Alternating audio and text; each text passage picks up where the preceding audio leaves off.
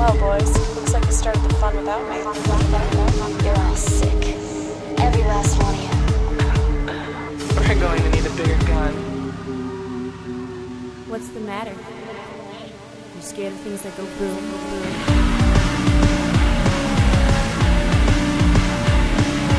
Give me one goddamn reason why I shouldn't blow your goddamn brains all over that goddamn wall.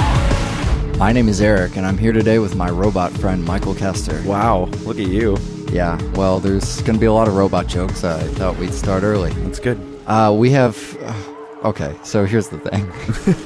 I'm looking down at the iPad. It has the names of the movies we're doing today written on it. No one's even going to download this because of how absurd the title is. Right. What are the films? I'll make you do it. That was the smart choice. We're doing Rocky IV, which is the fourth Rocky film. Okay, that's a little weird, but go on. And Kill Bill 2, which is the second Kill Bill film. We're doing Rocky IV and Kill Bill 2 on the show. Yeah.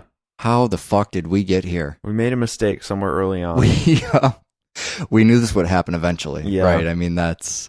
If you, by chance, have not heard Double Feature before, or you're tuning in for the first time, right, or you just really love Kill Bill 2, those are all fine things that can happen.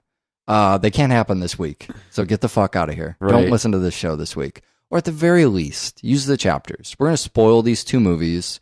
Someone sent us an email, and they said, it's hard to listen to these shows because... you guys talk about two movies. What if I haven't seen one? And really? I responded to them. Yeah, they did.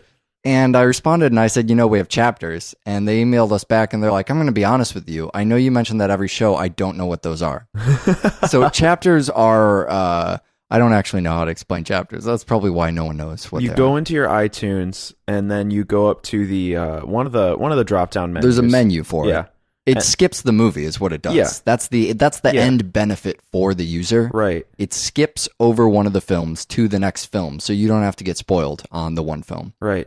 And most devices support it. So and if it doesn't support it, if your device is unsupportive, we have timestamp markers. You're right. In the lyrics section or on the website, you could just go to doublefeatureshow.com. You click on the link for this particular episode, and then I feel like I'm over-explaining it now. No, it's okay. You know what we'll do is we'll just do a chapter montage. Oh, no. And that'll roll us right into Rocky I'm sorry, IV. we can actually only do 6 montages per episode, and I'm saving that quota for the first film.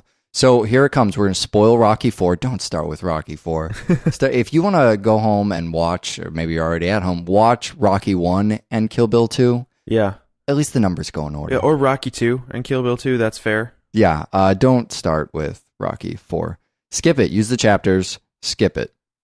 You and I, however, have done our homework. We've done the previous 3 episodes. We're going to start with Rocky IV. Okay, so we kind of been doing this Asian martial arts thing paired with the Rocky movies, and we're moving forward in time with both. Great. So we had the first Rocky movie. What was that with? We did that with Shogun Assassin. Okay, everyone remembers that because no one who didn't listen to that show is listening now. None of them. Right. And then we did Rocky 2 with Sex and Fury, a.k.a. naked fighting. Great. And then we did Rocky 3 with Kill Bill. That was last week. Yeah, people should remember that. Now today it is Rocky 4. The fourth movie has a robot.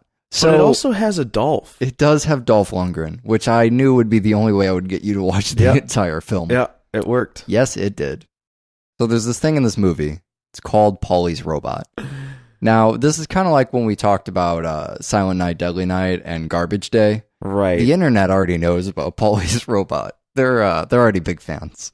If, for whatever reason, you didn't watch Rocky IV, which is also something, I'm just willing to excuse the listeners for anything today.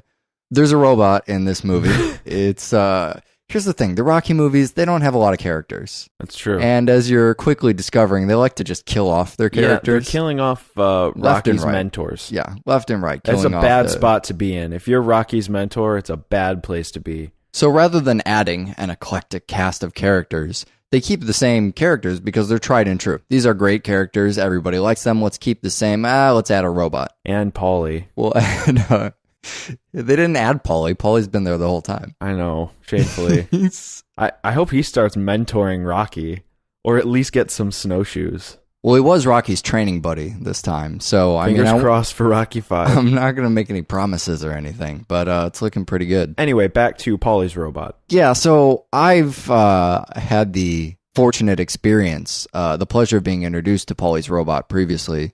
But maybe you could just break down. I'd like to know what was going through your mind as you were invited into Paulie's birthday party for the unveiling. Well, first off, I was mad that Paulie was miserable. That just irritated me. But then this robot comes out, and I don't remember what it was called. I used to know what it was called because I looked it up online. The robot? Do you remember that robot from the 90s that was like a quiz bot? Oh, I remember. And you would like push buttons to answer fucking cassette tape questions? It had 4 buttons on the bottom. Right. I totally know what you're talking about. It comes out with a birthday cake, and it's sentient, and it has AI, and it gives Paulie his birthday cake. Paulie is not a fan until he reprograms it to be a sexy, naggy wife bot. Well, hold on. You're forgetting about Paulie's birthday song, which is the small techno number. Right.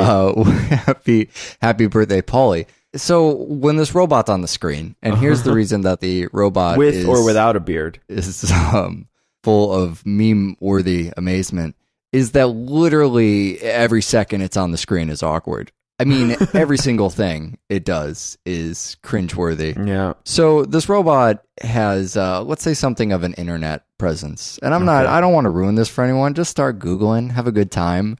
There's what is that? YTMND? YTMN? Oh, yeah, something like that. You're the Man Now Dog, whatever the abbreviation for that is. It's from Finding Forrester? Yes, the Gus Van Sant movie. Yeah. Right. It's a single-serving webpage thing. There's a Twitter for Paulie's Robot. It doesn't even have a name. It's just called Paulie's Robot. As you may surmise, it doesn't get a lot of screen time in the following 2 films. But man, does that internet love it. So yeah, you're right. Then it changes to a woman's voice because it wasn't awkward enough. Right. And then it becomes a pleasure bot at some point. It brings Paulie a beer. There's that awkward love scene. Yeah. Between him and the robot. But they don't bring it to Moscow, thankfully. We had to talk so long about the robot because it's the entire plot section of the movie. So the robot is probably, if you look at the cast list of the film, based on what Screen happens. time and so we've seen the first 3 Rocky films. It has more lines than Dolph Lundgren. It literally has more lines than Dolph Lundgren. And that brings me around to this point. The most talkative Rocky character gets his head punched off in the first 15 minutes of Rocky 4. So this is the tragic loss of Apollo Creed. And, I mean, the real legacy that ends up being left behind by Apollo Creed is that he's the only person who acts normally around the robot. Right. When he sees the robot, he thinks, what the fuck is this? Yeah. No one else even seems... I'm sorry to keep going off on this robot. It's okay. They have artificial intelligence in their home. They have harnessed the power of AI, and this is what it's being used for. Well, yeah, but I mean, you have to give him a break. He's been boxing for 20 years. The robot or... Oh, I thought we were talking about Rocky.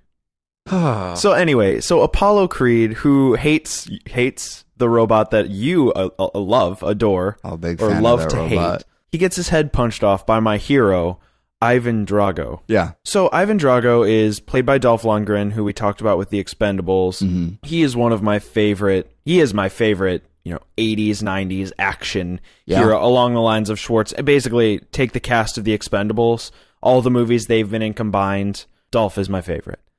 This is his first major role. Sly Stallone kind of found him, fostered him, made him an actor, made him a face in American cinema. And the thing about Ivan Drago that I just couldn't get past is I felt like the movie wanted me to hate him really bad. He kills Apollo Creed. He punches America's head off. If he's dead, he's dead. My feeling about Ivan Drago is... he is a very, very, very well-trained athlete who is representing his country and then gets forced in. Like, by the end of it, we have the Russian premier coming down saying, you're disgracing our country. And he's standing there going, I just fight for me. I'm a fighter. Yeah. I'm not here to represent Russia. Yeah. I'm here to win the fight because I'm a fighter. Yeah, he never really says anything terribly patriotic. He never says anything patriotic. He never says anything hateful. He's very blunt. Sure. He says things like, I have to break you. But he doesn't say, I want to or I will. Sure. More just along the lines of, essentially, I mean, going back to the robot, but in a more philosophical sense, he's been programmed to kill Rocky. Sure, He's definitely been programmed to win these battles. That is his purpose. That's what he's there to do. Yeah, you said something really interesting as we were watching this because of how ridiculous the robot was, and then, going over to our antagonist. You asked me if he was going to turn out to be a robot. Yeah. Now, this says a couple things. So I want to deconstruct this just a tiny bit. First of all, as you're watching this movie, it's hard to remember that this is, in fact... and when Apollo Creed dies, I mean, there's kind of this moment. This is a movie brought to you by the people who brought you the other Rocky films. Right. It was still written and directed by Sylvester Stallone. Yeah, the only reason that that's made clear is because they keep showing us the old Rocky films. Sure. Hey, look what we did previously. The reason I think that's hard to remember is because it's so incredibly 80s. The reason it's hard to remember is living in America, right? Because of James Brown, who, by the way, took the robot on tour with him. That's not a joke. James Brown is awesome. Was awesome. So in the context, as we're watching this, it is the kind of film that makes you wonder, what can he turn out to be a robot at the end? The first time I saw it, myself and the girl I was watching it with both had the exact same question.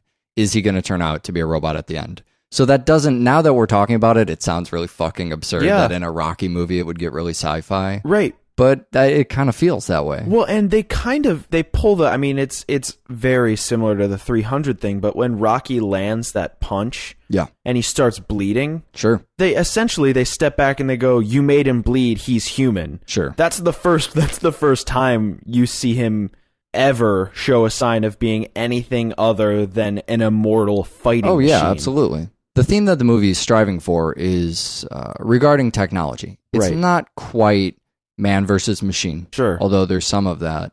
But I think it's, in being a commentary on the USSR and the Cold War, it's talking about the technology that's used for the Cold War. The Cold War being a war that's fought mostly through politicking and through technology, right? And fear. Well, I think that goes without saying. War, fear, propaganda. True. I mean, these things are commented on really even without trying. But, you look at this film itself is in line with, the Superman Nazi propaganda. Right. This is absolutely an 80s propaganda film. And if you want to talk, man versus machine, or at least the commentary on technology, I think it's the 16th montage where we have Rocky training...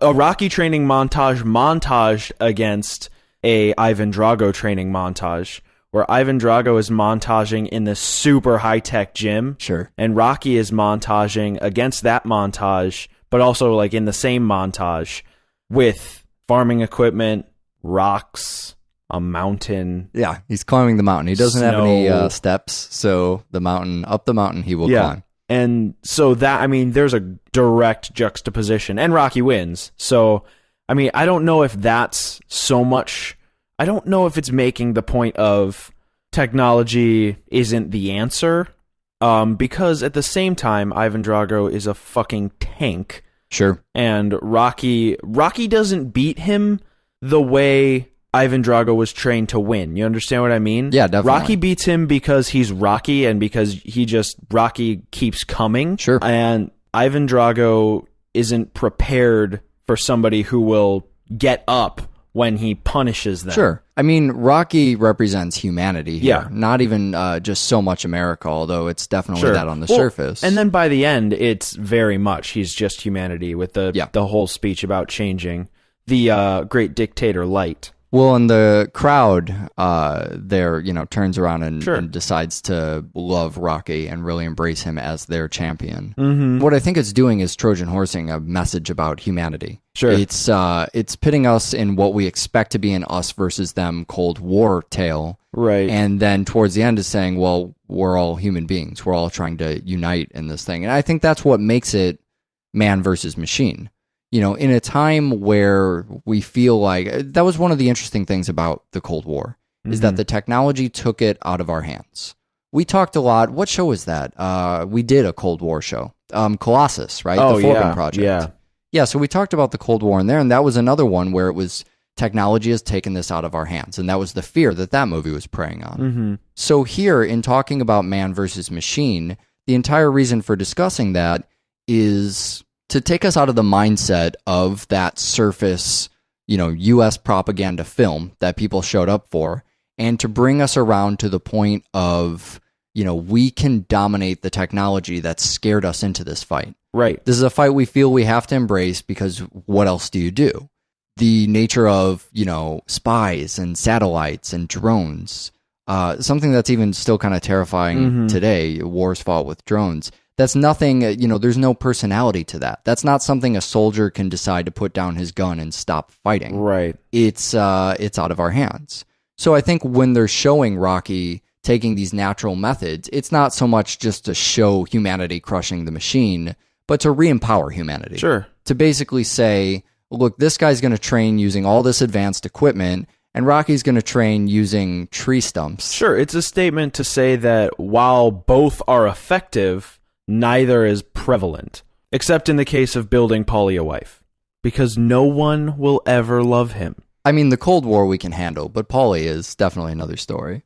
So, I mean, it's weird to see these similar themes tackled in another movie we did on the show only a year prior in Terminator. Oh, yeah. There's another movie from the 80s, far more science fiction movie, but still an action film that is talking about man versus the machine. Sure. It's also talking about dark roads. No, that's Terminator 2. Oh, my bad. It's still 80s, but it's a distinctly different feel. Yeah. And I feel like that was the dark, brooding. I mean, honestly, it was a horror film. Mm-hmm. And this was the pop film. This was the film that could have James Brown in it. And it had the Rocky title. I mean, Rocky is still carrying weight as a franchise. Yeah, for sure. Well, this was, I think this was the most popular film of the entire franchise, at least monetarily. Yeah. One of the more successful ones.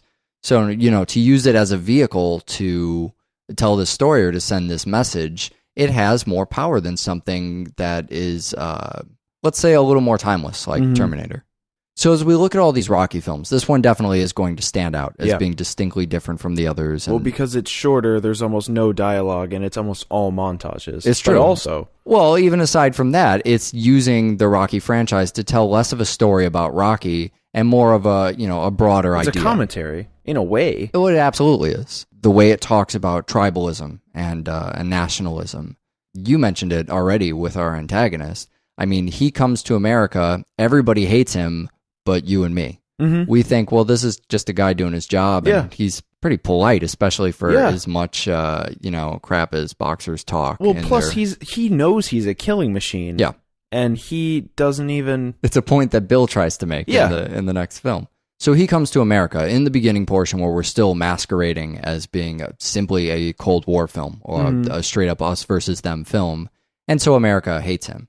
And it's only when we return back to his country that we see, the rah-rah James Brown number that we had. Yeah. That Rocky rolled his eyes at a little bit. Yeah. And, that was very Apollo Creed. That's very the previous showbiz we've talked about of Apollo Creed.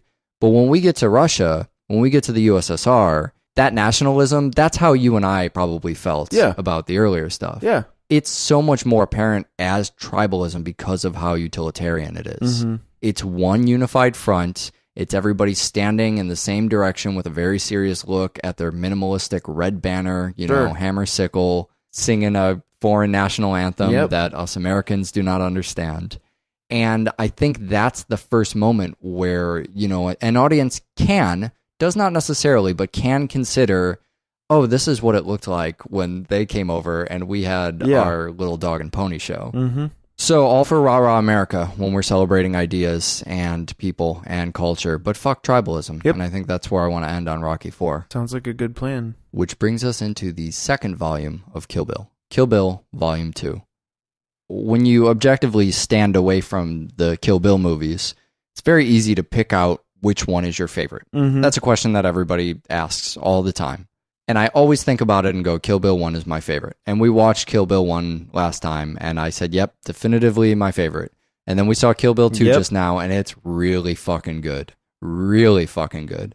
You come off of that and you go, yeah, that one is definitely better. Yeah. It reminds me of that great episode before Penn and Teller Tell a Lie. There was a show called Penn and Teller Bullshit. Oh, yeah.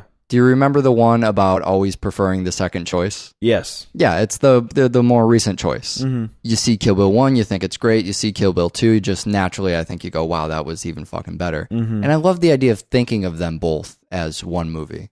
Maybe not even so much one really long movie, but a collection of the, it divides it up as chapters. Yeah. I like the idea of these different chapters in different genres and thinking about it more so as what's your favorite chapter and less of what's your favorite, volume. I think that's a more interesting exercise. Tarantino was talking about, Kill Bill was something he was doing on the path to Inglourious Bastards, when that was still chewing up all his time, trying to figure out how the fuck to make that into a movie. He did it because, he thought this would be fun for Uma. Uma had a lot of really terrible experiences in filmmaking, and so this was kind of his way of going, oh, we'll put together this, this fun movie, and she came up with a bunch of the ideas and stuff. And this was going to be, this was essentially going to be his grindhouse. This was going to be his gritty, exploitation. Let's just do a quick, dirty 90-minute kung fu movie. And that says so much about Tarantino right there, is that he does a quick, dirty 90-minute exploitation film, and it turns into 4 hour 2 film, maybe more than epic. 4 hours, right? Part of that is the way we talked about on Inglourious Bastards, about how he gets his characters talking. And, once you have a loose outline of where you want the movie to go, and you start these scenes, the scenes might get fleshed out a little bit longer than you think. But he used a really interesting method in writing this movie where he wrote it like a novel. He wrote out this story, not in script format, but just in long, a novel format. And then had the laborious task of day in and day out transcribing the pages in a fashion everyone else on the set could fucking read. And that probably lended to, that as well, just trying to think so much about... It's one of the things that fascinates me about Rodriguez is the different kind of convention-betraying ways that he makes movies. Or things like when we talked about doing video storyboards or things like that. Having not gone to film school, not knowing the technical, this is the way you make a movie. Tarantino approaches this with a different method too, and I like thinking about it like an experiment, seeing the results. What if instead of writing a script where X amount of pages is X amount of minutes, what if instead you wrote it like a novel? What would that accomplish? And I think here that gives you a much longer movie, but maybe one that in your head is more distinct too. You spend more time figuring out your scenery. Yeah. And, one of the great things we talked about last episode was the colors, not just in the color grading, but in the set design, in that scenery. And then you think about an experiment, something like splitting Kill Bill into 2 parts. It's not unprecedented, but it's certainly done in a strange way when you're committed to, all right, I have one giant epic to tell here. I'm going to split it seemingly arbitrarily down the middle. You have these odd decisions where, in the first half, we're going to do certain things. In the second half, we're going to do them differently. Right. For the most part, I remember them being very distinctly different. Sure. But they actually fall in line as one film a lot more. You have things, though, like Bill in the first movie. You commented last episode talking about really liking that you don't see Bill's face at all. Yeah. In this movie, we don't waste any fucking time. We jump right into, all right, you're going to see Bill playing his flute. Yeah, we're gonna talk about Bill. He's going to be playing a flute. Yeah, you get to know him. This section. But I think that's one of the very few changes they commit to making between the two halves. Well, and the other thing that I think is absolutely bizarre and amazing about where the line is drawn between Volume 1 and Volume 2 is that it just disregards a linear story. Oh, yeah. Volume 1 is in between Volume 2. Right. Volume 1 happens. We have the whole thing with Copperhead and the hospital scene and whatever, but that actually kind of gets wedged in between because they do flashbacks in Kill Bill 2 and they never tell you where they are. You kind of have to make the judgment based on where you think they are, and then you re-gauge that when you see a character who's alive that you would expect not to be. Well, that's one of the great things about spending what's now your third and fourth hour with an audience. Sure. Is you have that trust, even if you're a timid person as a director and feel the need to, use something to tell your footage apart or whatever. Like when we talked, I'm thinking about Hellride, of course, Larry Bishop being in this movie. Yeah. But, you use a color scheme or something to kind of go, this is in the past and this is present day. This is a movie that goes, well, my audience has been around for... First of all, Tarantino loves his fucking audience. Yeah. But beyond that, they've already been around for an entire volume. Right. By the second volume, we're just going to put stuff in random order. You'll figure it out. Yep. And you really don't even think about it. No, You're just getting details. It doesn't matter. Yeah, exactly. The whole wonder that is Kill Bill is in 15 minutes of Kill Bill Volume 1, you know the story. Yeah, right. It's just showing you in gratuity how it all went down. You know that what happened is Bill shows up at the bride's wedding, shoots her, she goes after him. Everything else is gravy. You forgot the part where Samuel Jackson plays the man. I love that he has such a small part in here that Tarantino has to bill him as, Rufus, he's the man. Yeah. Because otherwise, how do you convince Samuel Jackson to be in your movie for 2 minutes? Same way you convince Sid Haig, I guess. I'll buy you lunch. Is that the method? Regardless, I enjoy the idea of buttering Samuel Jackson up as, you have a really important part. You're going to play the man in this movie. And then just leaving out the part where he's in it for 25 seconds. That's during one of the many genres in the many different chapters. Yeah. What I always forget is a genre, because it's kind of a bridge piece between the two volumes, is that it starts super film noir. Sure. Because what genre have we not hit by this point? And later on, they flat out pick on The Postman Always Rings Twice. They do, yeah. Which we covered, a year or two back in the show. But turns out this show prepares you very well to watch Kill Bill. Yeah, it always feels so rewarding to me, especially in Tarantino movies, because he does it so often, where he picks out these films that we have covered on the show. I get a little joy inside, like we outlined our study guide pretty well. Well, if I can pat us on the back, and we don't need to get into it quite yet, because there's still a little bit more Tarantino to cover. No, I think there's plenty of time for patting on the back. But they mention flat out in this film, and then watch Shogun Assassin. They do. Now, this wasn't something we reverse engineered. I forgot. Haven't seen Kill Bill 2 in at least a year, right? At least a year? I would say at least a year. That sounds about right. And in that time, in the interim between the last time we saw Kill Bill and this time we're seeing Kill Bill, neither of us had seen Shogun Assassin until after. True, yes. That said, we chose Shogun Assassin as the first film in this whole Asia series. Thing. Awesome. Independently of knowing that it even gets flat out mentioned in Kill Bill 2. Well, with a legacy like Terminator and The Prophecy to live up to, I'm just, anytime we can make this look less mangled and more like something Quentin Tarantino would have given us a big thumbs up on, I feel really good about it. For once in almost 5 fucking years now, we can say we got something right. Hooray. So I'm kind of starting to feel like Pee-wee's Big Adventure, hitting all these different genres. Yeah. I love seeing Quentin Tarantino do film noir. I love how fucking bold and loud it is. And I mean, for a show like ours that just did Sin City not terribly long ago, that's definitely Frank Miller's film noir is bold and loud. Yeah. But fuck, Tarantino's doing it, and it's just got the music cues and it's not a gritty comic book with, a bunch of splat. There's no violence. It's just a woman driving a car, but fuck, that music and the whole thing is just to the nines. It's awesome. I would love to see more Tarantino noir. I think that's great. Another one of the times that he's showing off, and one of the first moments beyond the noir kicks in, and I'm thinking, fuck yes, Kill Bill 2 is where it's at. But then there's that dialogue exchange pretty early on between Bill and Buddy, talking about how Buddy has essentially hawked the Hattori Hanzo sword. Yeah. He has pawned it, and I just fucking lose it. It's just the funniest goddamn thing. Michael Madsen owns I know. Bud's role. I know. He just fucking owns it. He breathes Bud. The subtext to it, I think a lot of what was written for him as well in what you find out about that character after he dies. Once he's gone, and building up before that, all he has to build up beforehand is that he's a fuck up, right? And, Bill's reaction to that is great too. You sold a Hattori Hanzo sword, talking about how it's priceless. Right, yeah. You hawked Oh, God. a Hattori Hanzo sword. You know, and he can't hold down a job as a bouncer in a place where there's no one even to bounce. Yeah. Talks down at him like he's a kid, like they're not the same goddamn age. But so you believe Michael Madsen, total fuck up, can absolutely buy that. Gets fired from his bar, goes home, starts drinking.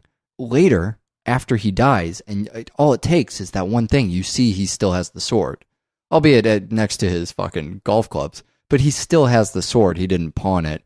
He's playing on a little bit of a higher level than, not necessarily than all the super deadly ninja assassins, but than anyone expects of him, right? He's doing the same thing as the bride. The bride wanted to get out. She wanted to move to Texas and work in a record store. How is that any different than what Buddy's doing? Right? I mean, He wanted to move to Texas and work at a fucking strip club. Living the dream. He wants to leave that old life behind him. And that's part of, where, I sold the sword and making the jokes about it. And using a double barrel shotgun where his sword should be. Yeah, he has. Yeah, he's got a fucking Hanzo sword right there. Shoots rock salt into her chest. In that heavy, folied fucking... It just sounds so good when that door busts open. Well, Every it's little just this splinter amazing. You feel that. It's the first action moment in Kill Bill 2. That's true. And Kill Bill 1 has been swords screaming and from the bouncing beginning. off each other. The first thing she does after being shot in the fucking face is, pull up the pussy wagon and kick some ass. And in Kill Bill 2, we get the beginnings of what is bound to be the first big sword fight. She pulls off her mask, the score swells, she gets her sword ready, she kicks in the door, Boom. Shotgun. Yeah. Turns out you brought a knife to a gunfight. So much defeat so early on. What's that unexpected, moment? They return to that. The whole thing around the camper, around the trailer, there's so much action in there that comes from being that unexpected breed of action. Very different than the action we get with Pai Mei, which I want to talk about. But, there's that other moment where Elle goes to leave Buddy's camper. The whole thing happened with the snake and the money, and she's about ready to walk out. And at this point, we all believe that the bride we know she's not dead, but that's what the characters think. Sure. And we've been talking about her as if she's dead for so long. She's so far from our minds. Elle goes to open that door, and she just gets fucking... Super fly kicked. I was going to go with Liu Kang flying kicked. I will accept that. It's just unexpected action like that is the best kind of action you can get. It's, when it's delivering like this, it's brutal and it's fast and the sounds, again, are perfect. But, here we thought we were going to have some more talking scenes. Sure. It was a scene where she was leaving. She's probably going to get in her car. She's going to drive down the road. Doesn't care who the snake is. Yeah, we're just hanging out with characters. But instead, surprise. Surprise, you're fighting. Yeah, surprise, one of the best fucking action scenes in either of these films or ever is going to happen right now, and you didn't even know it was coming. Takes out her other eye, first of which was taken by Pai Mei. Well, she called him a big dumb jerk. And you don't do that. You don't do that just with Pai Mei. Pai Mei's a rough character. The environment that they're fighting in this trailer is, it's tiny, but it's also a huge it's a palace of a trailer. But it's a trailer so small that you can't even unsheath the fucking sword. So there's that same kind of constriction right after we're getting out of, the scene where she's being nailed into a coffin. And you watch the light just disappear. Yeah, that light scene is great because it's one of those things where, it's an interesting idea about light we haven't talked about for as much as the show goes on and on about lighting all the goddamn time. And by the show, I mean me again, as usual. Sorry about that. This is an idea with light we've never talked about. This is a light being a prop, or I'm going to say something really loaded here, but I want to explain this and I'm going to validate it. I think the light is playing a character in this scene. Wow.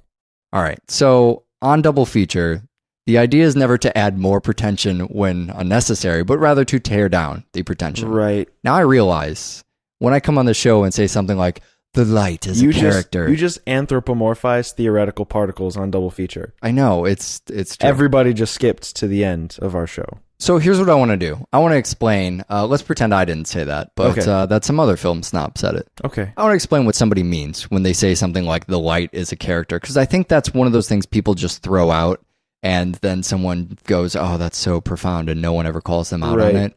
When I think to myself, when I wrote down in the stupid notes here that the light is a character, you mean that it has a character. trailer, it has a deli tray, it gets paid by the hour. Part of the, I don't it's think part of the actors Screen get paid Actors by Guild. Paid by the hour. Some oh are. my God! You know, Paulie's Robot is also in the Screen Actors Guild. Wow, it's not even a joke. Still not even a joke. So other than those things, how is the light a character? You're super aware of it when it comes into play because it's the only other thing in the coffin with Uma's character. The only other time I think we've probably, I mean, I guess if we were to really fish for it, we could have found this in other movies. The Descent probably has, you know, lots of light that's really apparent as an object within the scenery because you rely so heavily on it. Mm-hmm. The characters rely so heavily on it. I guess just to construct the frame, the cinematographer also relies heavily on it. What makes it, in my mind, a character in this scene is the fact that as an audience, you're forced to anthropomorphize that light. It's not something you're doing as a film snob, but something that's really, it's forced on you. Mm-hmm. You miss that light when it's gone, like it just died. You know what I mean? She's holding on to that like it's her last hope. And as it's going away and you're hearing that awful nail sound, you feel it die and you miss it. Yeah. It goes away from illuminating the frame and all hope is lost. That's very true. It's a great move from a cinematography standpoint because you could have, I mean, you could do the hopeless thing where she goes in the coffin and that's the last you see of her. You know, the nail, you're just watching somebody hammer in those nails and hearing the screams from underneath. Maybe you do a long take and it's just bleak and hopeless. But instead, you give what would usually be more of a breath of fresh air, more room, less claustrophobic, and that you're cutting from different scenes. Mm-hmm. You're showing the outside and the inside. But every time you see the nail get hammered in on the outside, you're seeing a little less light. You watch it disappear. You're holding onto it like it's the fucking rope, you know, when you're over the cliff. And when that light goes away, you think about it like an object that's disappeared. It's not an object. It's like you said, maybe not a theoretical, but an abstract thing. Right. But then it disappears and you miss it. And so if I'm going to say something crazy like the light is a character, which you did, I did do that. Or, you know, a prop that you are very fond of. That's going to be why I say that. The ability of the filmmakers to make you feel that way about an abstraction is brilliant. It's amazing. It's true. It's impressive is what it is. Pai Mei. Let's talk about Pai Mei a little bit. Let's talk about Pai Mei also brilliant, amazing, and impressive.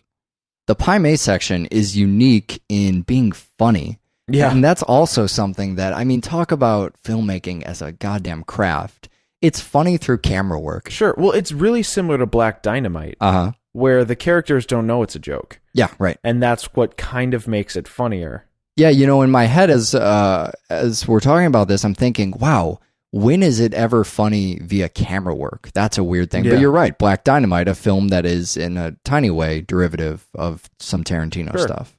Or they at least go to the same midnight showings. So that answers the question, who the fuck uses the camera to tell jokes? Mm-hmm. These fine filmmakers Crazy do. People. Crazy people do. Excellent answer.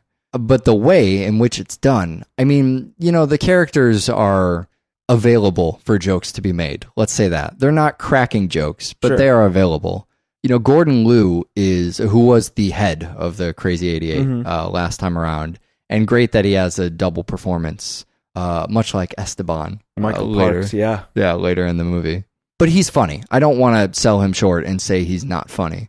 But I think Tarantino could have shot this in a way that makes it just as... I mean, when you see Uma Thurman repeat these 5 heart-exploding pound pressure thingy, it's serious. Yeah, well, it's that's suddenly the thing serious. Is there are lines in the film that are stupid if taken out of context. Yes. If you were to read them on paper, people would roll their eyes nonstop. You mean all of Bill's one-liners? Yeah. All of Bill's cutesy romantic one-liners? Absolutely. But it's because he's fucking from Kung Fu. You own it. Yeah. As long as the character owns it and everybody who's filming it is involved and really believes these characters and wants them to be badass. Yes. It's going to come across that way. I think that goes just as much for the people behind the camera. Yeah, absolutely. You know, that goes just as much for the people because that atmosphere is what sells those jokes.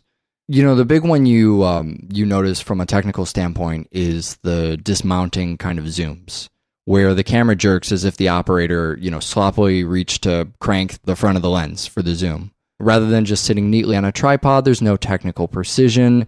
It's not one of those Kubrick slow zooms. Instead, it's just, hey, give me that camera. As long as you start with your subject in focus and you end with your subject in focus. Yep. It's just cheap, quick, dirty filmmaking. And that's how that old stuff was made, and that's what it's calling back to. And we can all notice it. I mean, you see that stupid zoom, and you don't need any of the fancy, overexposed, washed out, green and blue, whatever the fuck grainy thing is going on there to know it's a callback. Yeah, you get the genre. It hits right there. In fact, you get a couple of those toward the end, just dealing with Uma playing with her daughter. Mm-hmm. Those same kind of like pullback zooms in there. There are a few shots that are just completely out of focus in that section. But I mean, the camera stuff, that's what sells the atmosphere. That's what makes the absurd fights and the sounds and the absurd Gordon Liu better. It's that context. It also makes those impressive fights, because it's there for jokes, you can buy into a couple things, like the weird, catch your foot with my crotch. Right. Or one of the most impressive things in the whole goddamn movie. Yeah, standing on the sword. One of the biggest icons from Kill Bill is insanely absurd. But given the context of everything that's happening and that it's there for jokes, it's also really impressive. Another thing, and I know you want to talk about a certain aspect of this because, surprise, surprise, we can't get away with doing Tarantino without doing another particular human being. But there is actually... Robert Zombie is the name. There's a third human being that I want to touch on that really makes a lot of the moments in this film. Score-wise, the score the RZA, during... obviously. What? The RZA is clearly who you want to talk about. No, not him either. So it's there's scenes during the Pai Mei thing where the music is reminiscent of Ennio Morricone. Oh, yeah. I wouldn't say it's Ennio Morricone. Really? You wouldn't say that? Reminiscent. I think the soundtrack might say it is. Nothing works better for me score-wise than at the end when Bill is dying and it plays the Navajo Joe song. Yeah. Navajo Joe is a really good... It's a Sergio Corbucci as opposed to the Leones, but Ennio Morricone did the score. I joke about that, but there are, 4 or 5 Morricone songs in here? Yeah. I mean, there is still a lot of stuff that's lifted from other places. Right. But again, like I said, it's not all Morricone. There is, of course, Chingon. Maybe if we just always refer to Robert Rodriguez as Chingon, then you just blew the load, man. Oh, damn it. The load? You blew I'm sorry, load. Can we go back for a second? You let the bag out of the cat, man. So it is the RZA again, but it is also Robert Rodriguez, this time with Robert Rodriguez. And it's hard to know because films love to do this. Films like Spiral love to do this, where they have an incredible score and no one's allowed to have it. Sure. You just can't. Just covering double feature shows, films on double feature that need soundtracks, if we can just make a running list. Sure, please. What Spiral. else? Super Beasto. Oh, God damn it. Spun. Countless more, but those are the 3 that come to mind. Yeah, what the fuck, guys? Just release the songs. Get on the goddamn ball. We'll buy them. Isn't there a period of time after which those things become public domain anyways? Yeah, I think it's 60 years. Yeah, well, that hasn't happened yet. I was going to say 50. It won't happen in our lifetime. We will be dead by the time there's a Super Beasto soundtrack. Not only may it happen in our lifetime, but we will probably still be doing double feature. Here. That'll be way after the Twilight Killapalooza. I think you just brought hope and killed double feature in a single moment. The one piece that I know distinctively is it's called something like Buddy's Trailer Suspicion or something. It's all the music when the bride is hiding outside, being suspicious outside Buddy's trailer. And it's Rodriguez when you hear it because of the fucking guitar strumming, the really fast picking on one string. We touched on it a little bit before, and music seems to come up anytime you talk Tarantino. It just has to, but it's an incredible collection of different pieces that make up a soundtrack. This is the first time that it's really some original score. The RZA did some stuff, kind of fill in pieces between different longer sections of music in Kill Bill 1, but this is actual songs that are kind of composed for the movie, and that's a first time for Tarantino. And that's when the whole I'll pay Robert Rodriguez $1 to do this score, and he'll pay me $1 to... Me in this situation is Quentin Tarantino, by the way. Pay me $1 to direct that one scene with all the pretty colors in Sin City. My only point here is that even if for no other reason than to know what the RZA and Rodriguez did in this film, just release a fucking score, please. Just, I want to hear the all original music, even if it's 20-second pieces from this movie. What the fuck, guys? Surprise, BB. Wow, you really caught me off guard with the child at the end here of the podcast. Go fucking figure. Okay. Just let me know, other human being in the room. Are you always surprised that BB is alive at the end? I never remember that. Okay, so no. Yeah, And I figured that answer was coming. What I am surprised with is how endearing that scene is. Yeah, I know. It's just shocking how Oh my God. Bill, this cold-blooded motherfucker, well, pre-motherfucker, mother-maker fucker, There you go. is just this wonderful daddy. Yeah, no, fuck him. I'm still on the fuck Bill I don't bandwagon. know. I think Bill and Drago, for me, that's too much empathy. You're being a wonderful human being this Look show. at me. You know that? Wow. Applaud that robot friend, Michael Kester, over there. Thank you. Oh, yeah, the kid you thought was dead is alive, and look at her. She's grown up enough to talk to you And shoot at you. play pretend guns. And you're right. It's so fucking endearing. It doesn't make me feel very good about Bill, but it does make me feel really fucking sad, or I'm not even really sure what the emotion is. I'm just feeling what it for the is bride. it doesn't matter what the emotion is. The fact of the matter is it's a sudden influx of compassion, Sure. which you've been devoid of As you're for the slaughtering people entire left and two right. films. Yeah.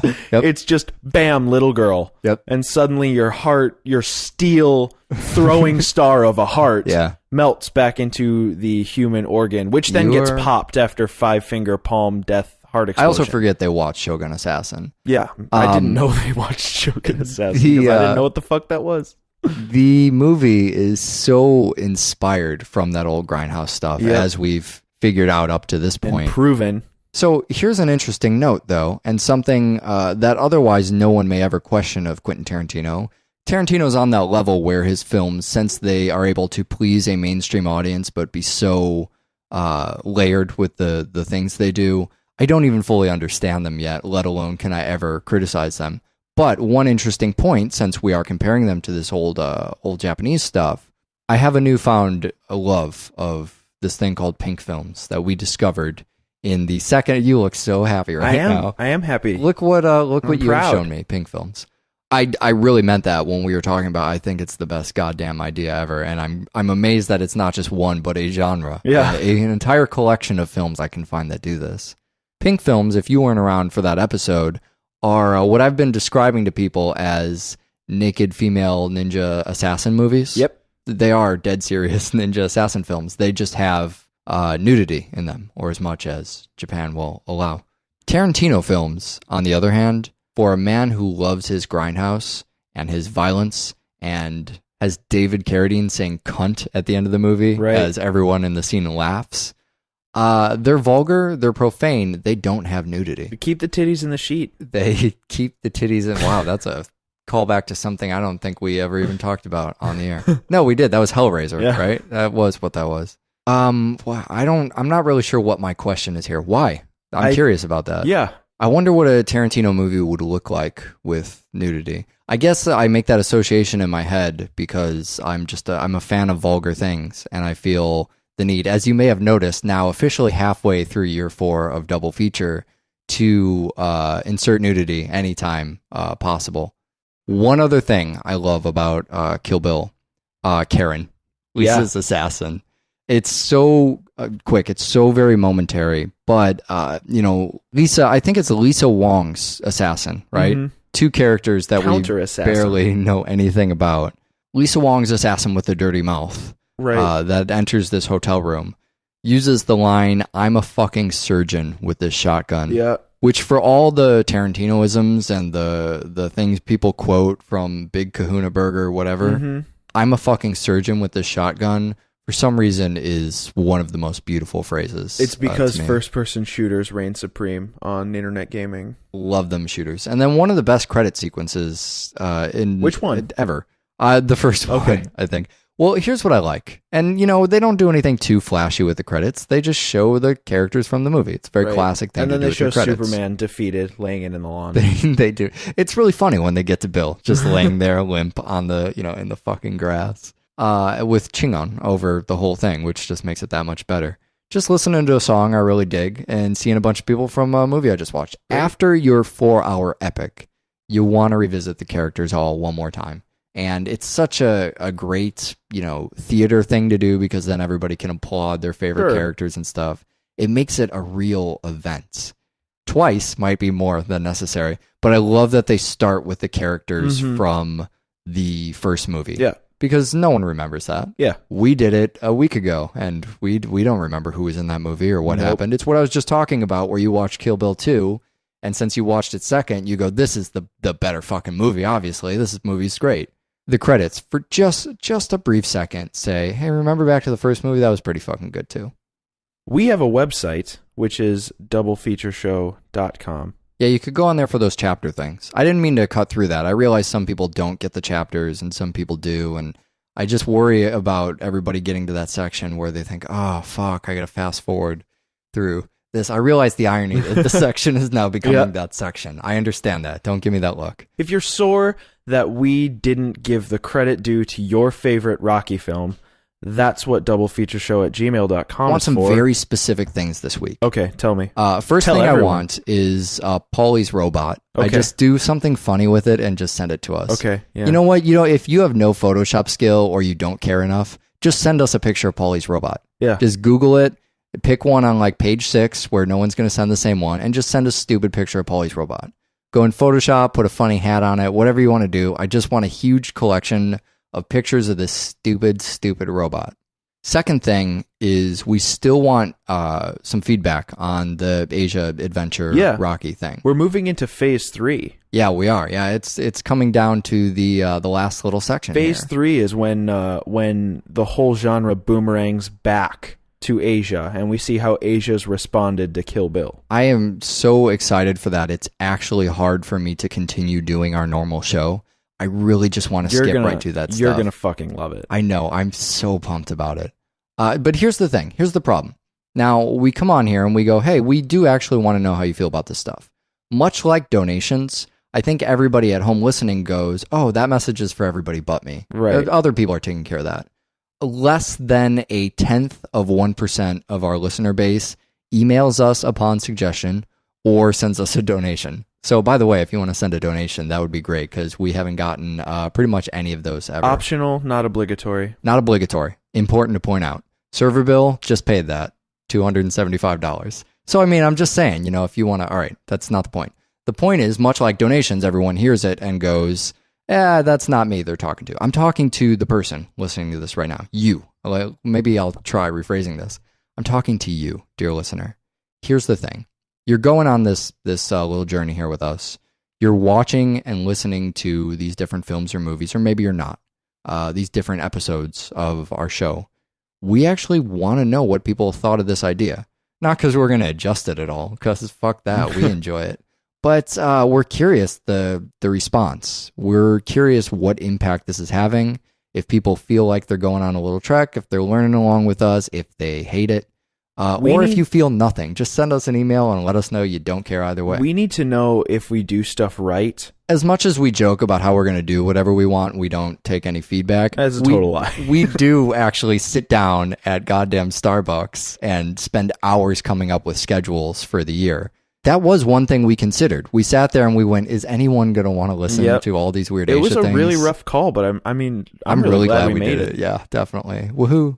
Next time on the show. Okay, next time we're going to do something with less stabbing. We're going to do something with some hilarious comedy duos that Double Features never touched on before. Great. What are those? We're going to do Bud Abbott and Lou Costello meet Frankenstein. Good. That's one movie. We're going to pair that with Cheech and Chong's Up in Smoke. I guess that means the hour-long robot joke episode has finally come to an end. So in that case, watch more fucking film. Bye.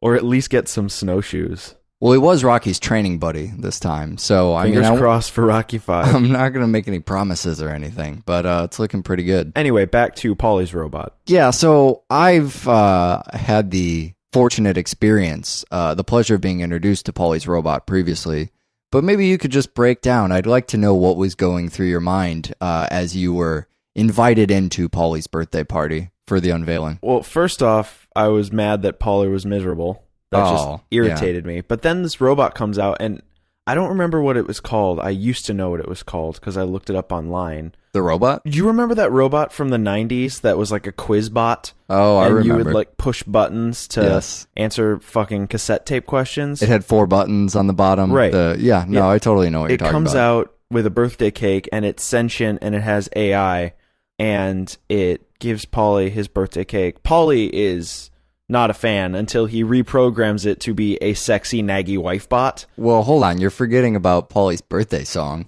which is the small techno number. Right. Happy. Well, boys, looks like you started the fun without me. You're all sick. Every last one of you. We're going to need a bigger gun. What's the matter? You scared of things that go boom, boom?